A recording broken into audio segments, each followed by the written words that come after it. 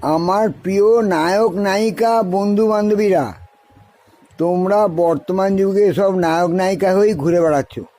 কেউ ধর্মেন্দ্র, কেউ অমিতাভ বচ্চন, কেউ জয়া ভাদুরী, কেউ শ্রীদেবী, বিভিন্ন রকম। কেউ আবার মন্দাকে নিয়েও হয়ে গেছো, কেউ হেমা মালিনীও হয়ে গেছো। তার নায়ক নায়িকা যে হয়েছো, ওদের মধ্যে তোমরা সুনাম করতে পারবে, মার্কেট করতে পারবে? তোমরা পারবে না। ছেলেরা মনে করছে আমরা নায়ক, তাই মেয়েদের অর্থাৎ নায়িকাদের বগলের তলায় হাত দিয়ে ঘুরে বেড়ানোটাই ওদের স্ট্যাটাস।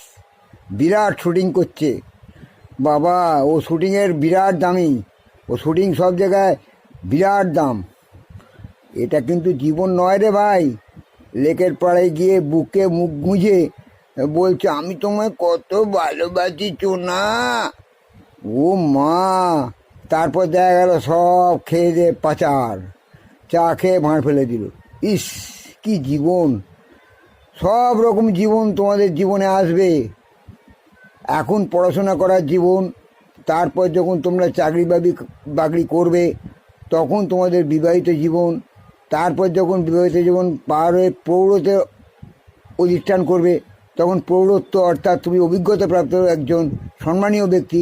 তারপর যখন বার্ধক্যে পরিণত হবে তখন তুমি একজন জ্ঞানী ব্যক্তি।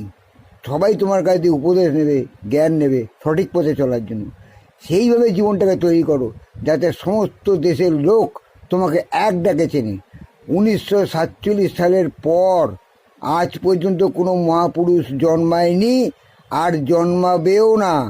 কারণ তখনকার দিনের মানসিকতা আর এখনকার দিনের মানসিকতা সম্পূর্ণ আলাদা।